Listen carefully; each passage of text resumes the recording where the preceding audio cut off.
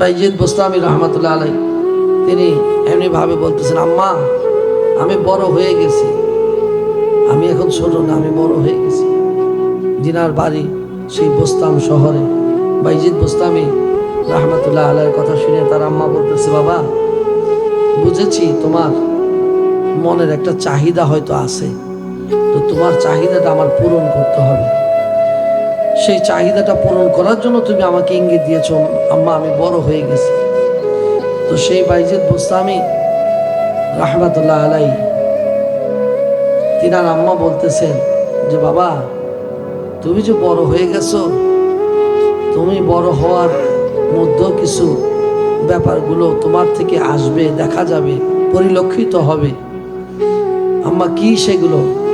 যে তুমি পরিপূর্ণভাবে আল্লাহর হুকুম, আল্লাহর রাসূলের হুকুম ঠিকভাবে পালন করো কিনা, এটা তোমার মধ্যে থেকে ফুটে আসবে।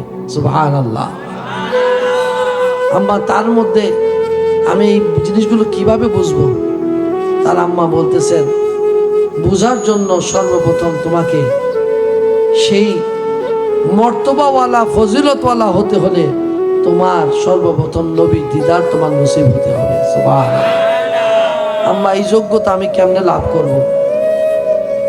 বাইজিদ বোস্তামি রহমতুল্লাহ আলাইহির তিনার আম্মা বলতেছেন, বাবা নবীর দিদার পাইতে হলে চারটা জিনিস তোমার মধ্যে থাকতে হবে।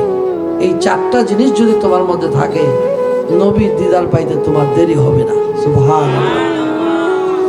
সেই নবী রাহমাতুল লিল আলামিনের দিদার মর্তবা যদি তুমি বাইজিদ পেয়ে যাও, তোমার দুনিয়া আখিরাত আর কোনো চিন্তা থাকবে না, তোমার ফরিয়াদ ও আল্লাহর দরবারে কবুল হয়ে যাবে। সুবহানাল্লাহ।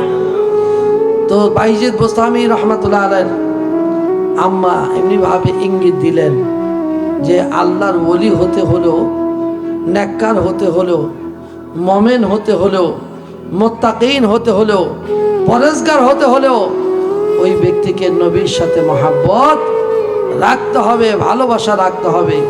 সেই ইঙ্গিত, সেই দিক নির্দেশনাটা তার আম্মা দিয়ে দিলেন। শুধু বড় হলেই হবে না, শুধু জ্ঞান বুদ্ধি থাকলে হবে না, তার মধ্যে কি কি জিনিস থাকতে হবে সেই কথাগুলো এখন ভেঙে বললে অনেক সময় লেগে যাবে।